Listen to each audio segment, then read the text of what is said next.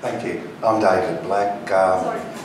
I can build on what you were saying. You're saying that your parents were considered new Australians. I believe that we're moving towards cultural diversity and a fair go in the country, but I don't think we're there yet. I'm of a Jewish background and my ancestors came out here in 1855. So you would say, oh, fifth generation Australian, but no, I was always told I wasn't. You know, nobody says that now, but it was, you can't be an Australian, you're a Jew. So, yeah, I grew up with that, but it's easy to play the victim in this sort of thing. I'd like to say something that nobody, I think, has ever stood up and said, but I reckon I was prejudiced as hell.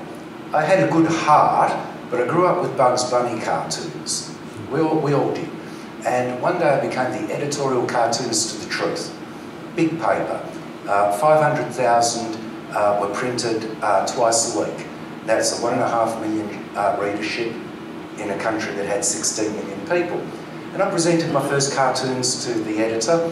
We had, I think, Salman Rushdie, that affair that was going on in Tiananmen Square. And the first thing the guy does is he freaks out and he goes, you can't draw Arabs that way. I'd drawn Hassan Chop, you know, from Bugs Bunny. And he said, you can't draw Chinese people with buck teeth.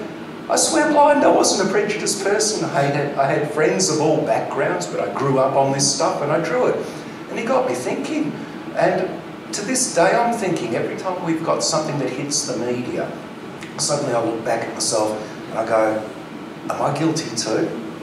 Just because I'm Jewish, and yes, I copped it. I copped anti-Semitism in the street, where the kids are there and they're going to say, I'm going to beat you up, you Jew, and they come at you at 5 at a time.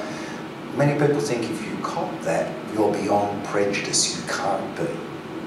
But I think we have all grown up in a prejudiced society. We've all got prejudices in ourselves. I think we're moving towards a better place, and I hope to be a better person. My heart's in the right place, but if today there are prejudices in me that I'm blind to, and I can look back in 10 years, I hope not to be ashamed to be saying life is a process, and I hope we get to a point where, yes, women are not marginalised, there are more women, there is no marginalised people, because I don't believe the world can survive prejudice because we're getting a very big population. There are challenges ahead that the scientists are talking about that are mind-boggling, that no generation ever had before. If education and a fair go isn't available to all 7 billion people on this planet, we don't have all of the minds that we need to have a chance at solving some of the big problems ahead. Thank you.